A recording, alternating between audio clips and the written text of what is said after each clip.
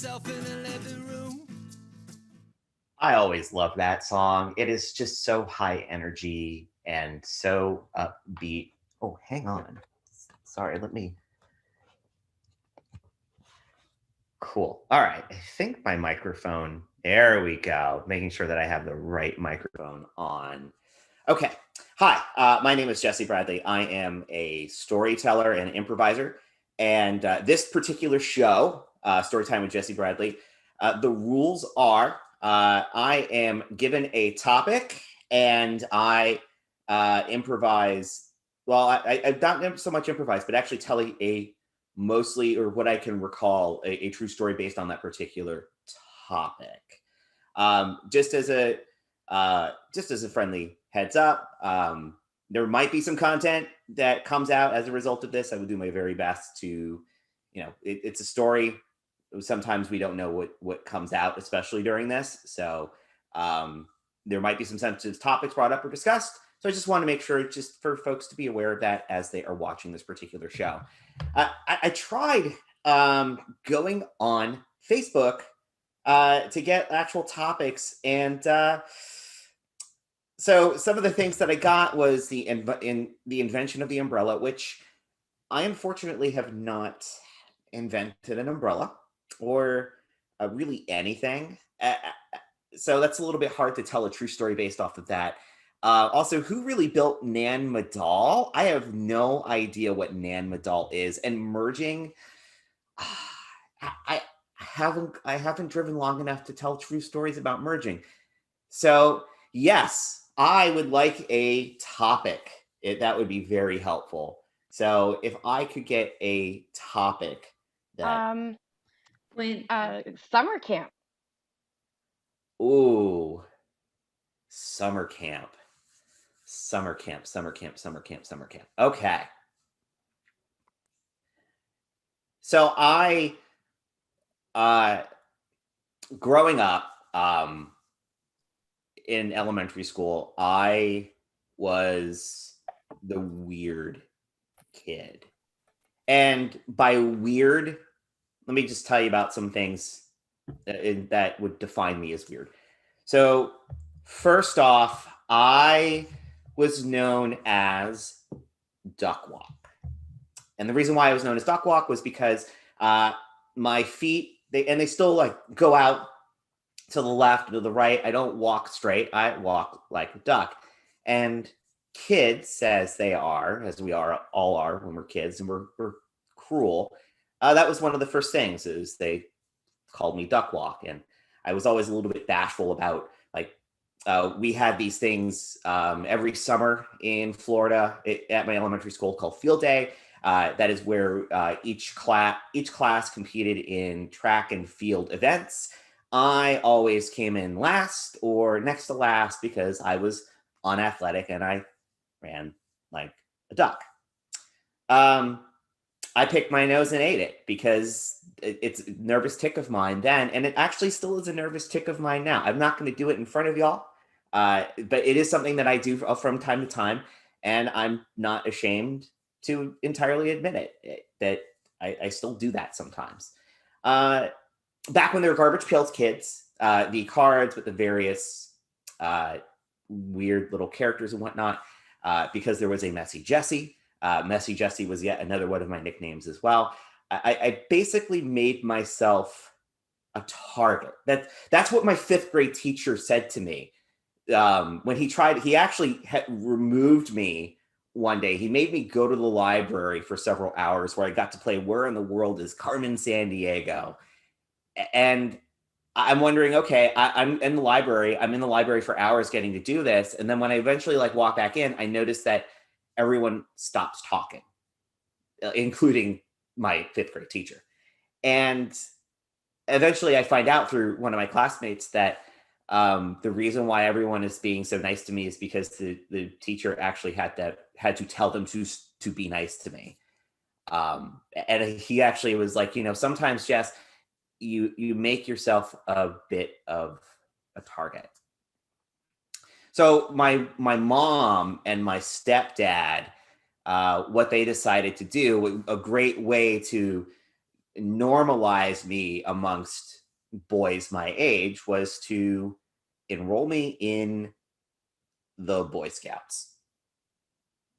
So when you're enrolled in the Boy Scouts in fifth grade, you get to skip the line. So there's this ranking system in the Boy Scouts, and I don't remember it off the top of my head. I think it's like cub, bear, some other animal, and then the final scout ranking before you become a full-fledged scout is a Weeblo. And I have no idea what the hell a Weeblo is, but that's the final ranking. And if you join this weird Christian paramilitary organization, you don't have to have the other three ranks to join in at fifth grade. You get to be a full-blown Weeblo scout. So I got to skip all of the crap that I didn't have to go through. Essentially, I didn't have to like get the merit badges and do all of this other stuff.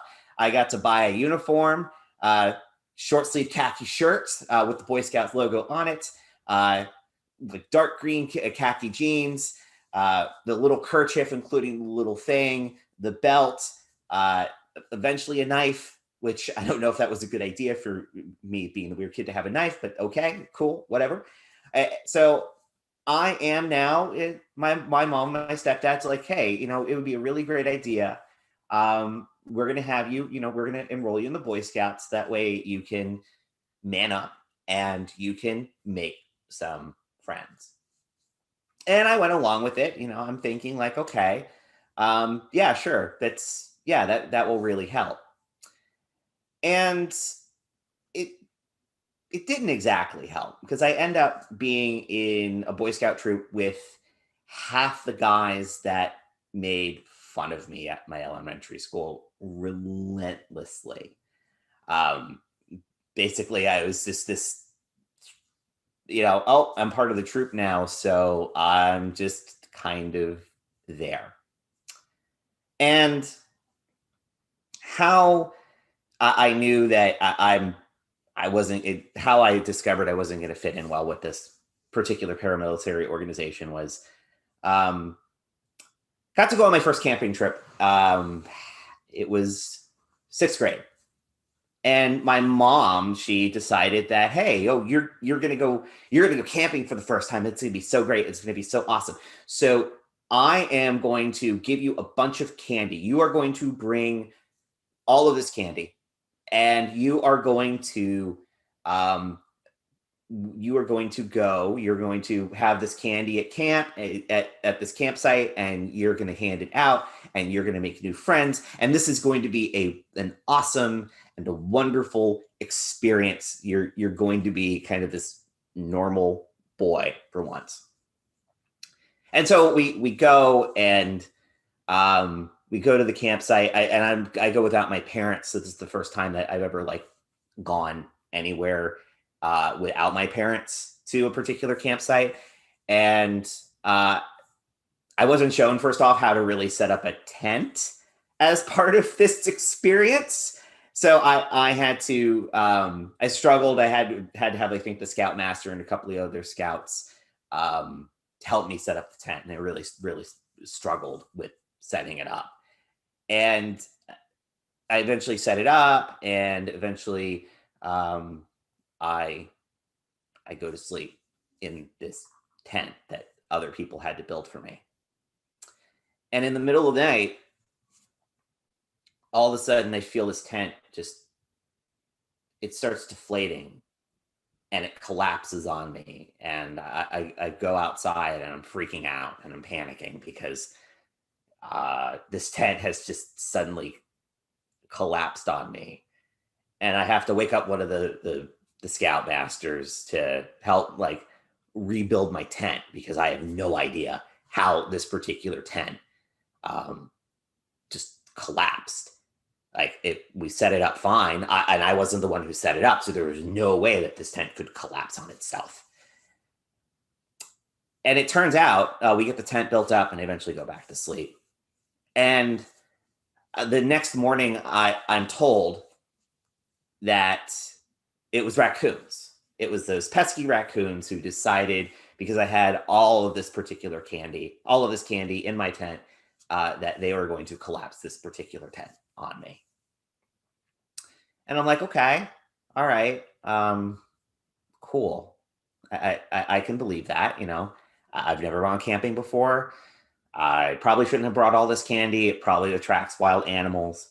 I mean, these are things that I would have thought that the Boy Scouts would have taught me at this point, like before, like letting you go out into the wilderness and camp, that they would educate you on some really basic things versus just throwing you out into the wilderness and just seeing what happens.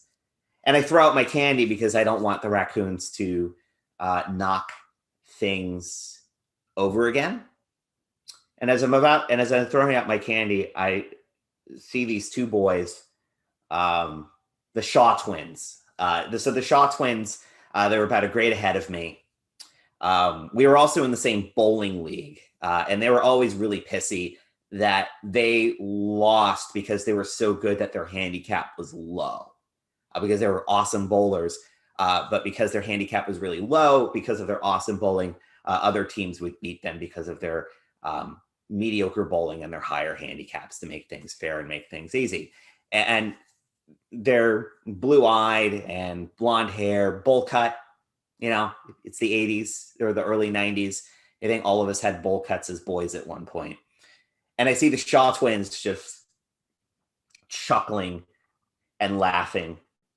And I realize, as they see me throw away the candy, and I start putting two and two together, and I realized that it wasn't raccoons who did this, who collapsed my tent, who made me panic, who made me wake the scoutmaster up, because I was clearly a bad Boy Scout, a terrible Boy Scout, that I did not fit and I did not belong here.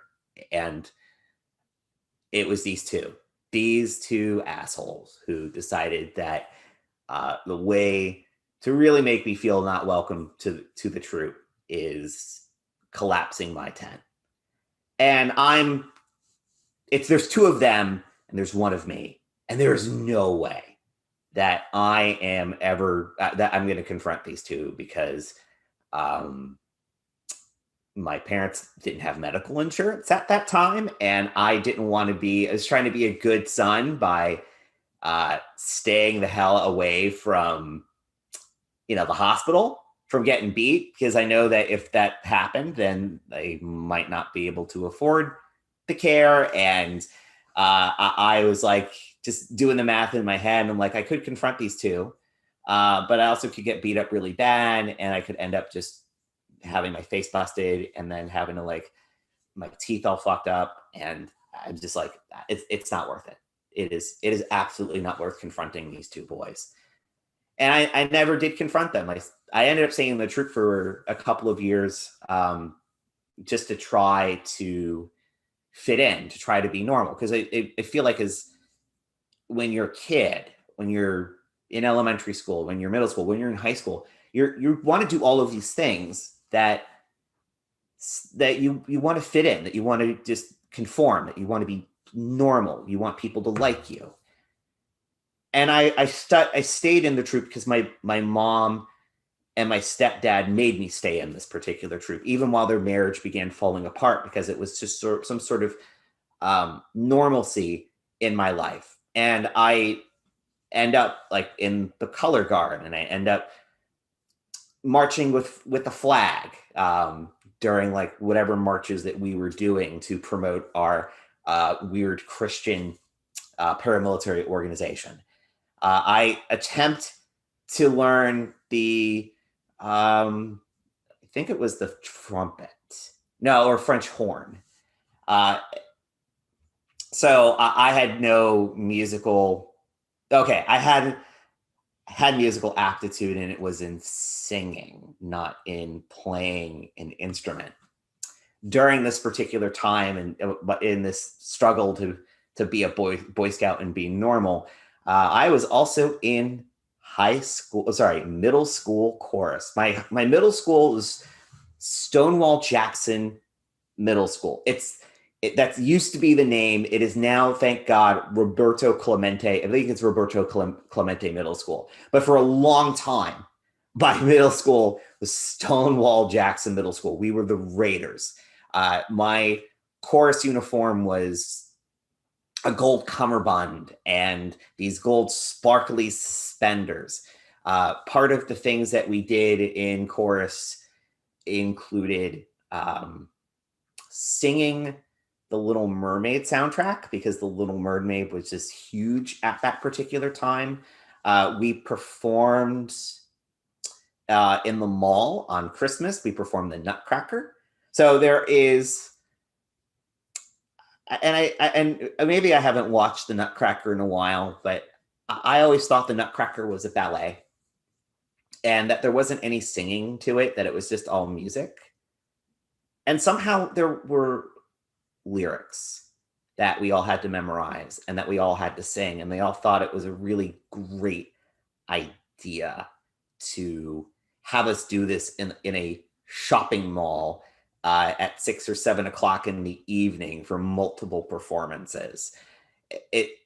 I wish I could remember the lyrics, but I do remember the Rat King. There was someone who actually played the Rat King and did the sword fighting with the Nutcracker while we were singing. It was this weird, sad action movie in the middle of a mall. And the thing about me at that particular time, and again, this is about me trying to be part of something and trying to fit in, and it's not really working, is I'm the only boy soprano at this point in chorus. So all of the other boys, puberty has started to grace them, and their voices are starting to drop, and they're sounding like this, as most boys do when their voices are struggling. And my voice, I still have this pristine high C soprano. I am the only boy soprano in chorus. And already, like, between the Boy Scouts and my inability to camp and my inability to stand up for myself, here I am also now dealing with chorus at the same time, being the only boy soprano singing these particular songs. And if I had any sort of hot self-esteem, I could have been a member of New Kids on the Block or the Backstreet Boys. I could sing really well. Back then I could sing really well, and because of improv and because of musical improv, I'm discovering that I can actually still sing. And I thought for a long time I couldn't, because my voice got deep. And it's just, I was so trying to fit it. Like the chorus was, I could sing, and my course teacher was like, I want you to be part of our group. And I was balancing both. Being struggling in Boy Scouts and struggling with being in chorus and being different, and also struggling with what was going on at home. My mom and my stepdad, their marriage was absolutely at a breaking point, and they have separated, and my stepdad was starting to live on his own, and we would visit him on the weekends, and my mom was just trying to make sure to just keep everything afloat. And at the 8th grade, my mom could no longer have me in chorus or in Boy Scouts. That our sense of normalcy just split, and I had to start taking care of my younger brother while my mom was working. So that was the end of Boy Scouts and summer camp. And I've never liked camping. I still don't like camping. I haven't tried to go back to camping. I still haven't tried to like build my own tent. I still haven't tried to see if I could survive out in the wilderness. My idea of camping is going to a hotel that has shitty Wi-Fi. and no continental breakfast. That is to the extent of me camping, is going to a hotel that is just sketchy at best. And I don't think I ever will, because camping is just not my thing. And I think that the moral here to this, it's okay to try things, and it's okay to not like them, and it's also okay never to like try it again once you realize that you never want to do it again. So that is my story on summer camp.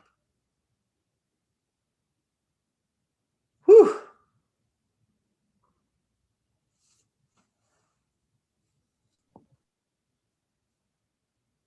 Man, that was quite the journey, wasn't it, y'all? It definitely was. There Yeah. were some highs, some lows. I feel we all learned a lesson. We certainly did. Don't camp. Just don't ever camp again.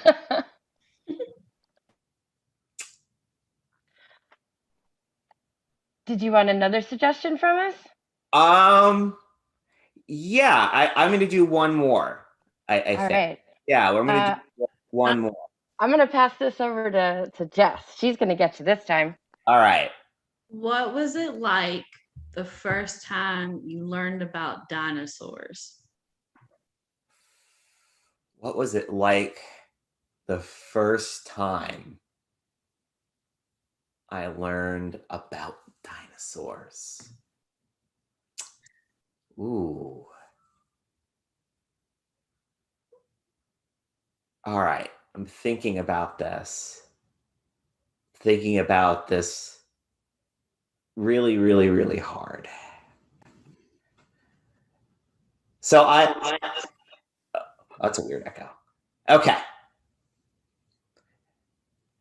So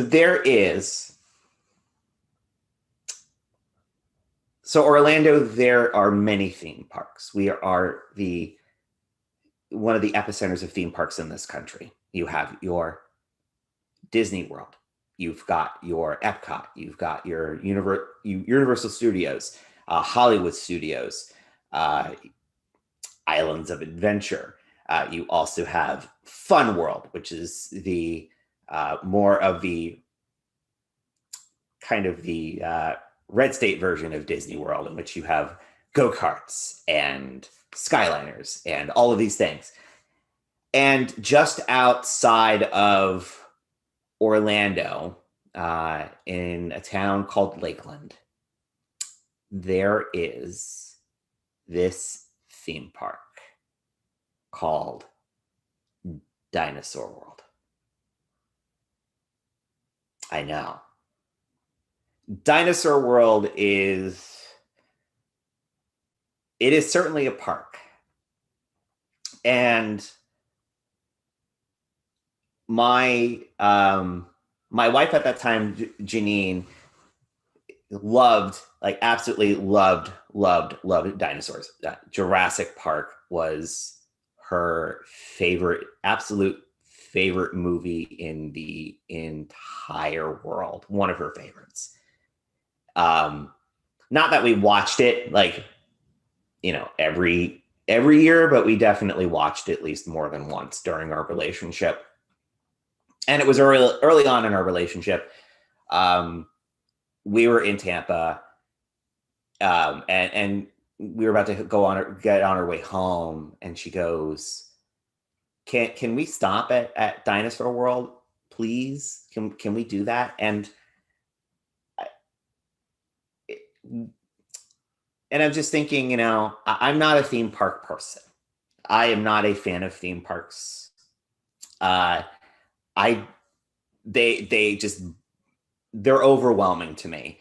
The concept of waiting in line for like 5 hours to get on a ride for 15 minutes, just all the people and just the cost, and just trying to be in this particular theme park, in a theme park, it just absolutely just made me very, very, very anxious. And funny enough, I'm actually engaged to somebody who absolutely loves Disney. Um, my fiance is a wonderful and fantastic person. I know she's watching this right now, and I would say this to her to her face no matter what. And she's helping me get over my anxiety about being in theme parks and going to Disney. So, and I appreciate that very much. And I'm just thinking the mental calculations in my head. I'm going. I want to make I want to make Janine happy. I'm also just a little hesitant about going to this particular theme park because it's a theme park. But I also want to make her happy because it's early on in our relationship. And I go, all right, Janine, we're going to do this. We are going to stop into Dinosaur World. It is, I think it's going to be fun.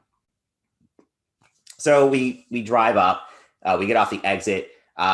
You can see Dinosaur World from the highway because there's this large brontosaurus just looming over, letting you know that Dinosaur World is off this particular exit.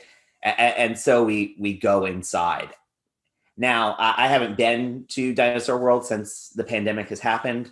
I have seen it on the highway as I've gone to Tampa and St. Petersburg a few times. And I'm hoping that right now that somewhere, somehow, that there is a sign on the door for Dinosaur World. And it says that if you don't wear a mask, you'll go extinct. I'm hoping that it says that. I really am. I'm just hoping against hope that it actually says that, because that would be wonderful. So we park in the parking lot, and the entrance to Dinosaur World, it's just these two large dinosaur teeth framing the actual door itself. It's not like the dinosaur village behind me. It's a bit more immersive than that. And we go inside and we pay our $20 each, and we get our wristbands, and we go inside. And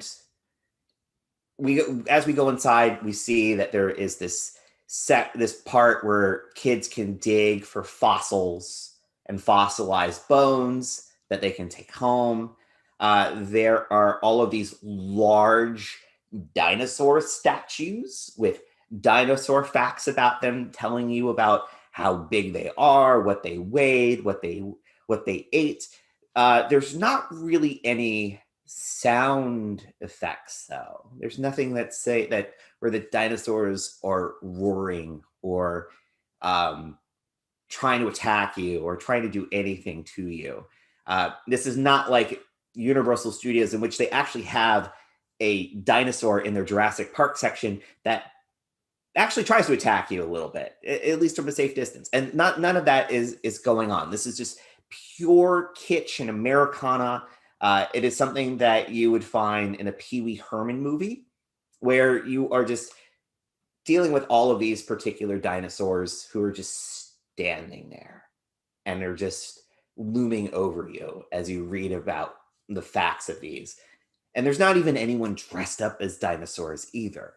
It's just you and these dinosaurs and these facts and the gift shop. And all through this, I want to make fun of it. I want to make fun of this particular experience. This is just this really weird thing, but Janine is just loving it. She is loving that there's all of these particular dinosaurs, and she's loving the kitsch and the Americana. And if I try to like do anything at this point to make fun of it, it would just ruin this moment of this grown woman in her 30s just being in awe and enjoying just being around these particular dinosaurs. And I think it's important that you let people have their joy, and you let people do what they want, as long as it doesn't harm other people, obviously. And that's something that I feel like, as a guy, that I've been guilty of this, that we mantrify things and we mansplain things until they're no longer enjoyable. Like, for example, like Star Trek used to be Housewives loved Star Trek until men really started getting involved in the conventions, and it completely ruined Star Trek for everyone other than white dudes.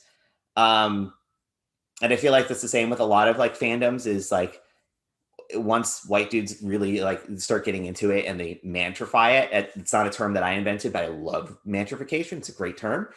They ruin it for everybody. And I've been guilty of that, where I have judged other people for their music tastes, for what they like, what they enjoy, what they read.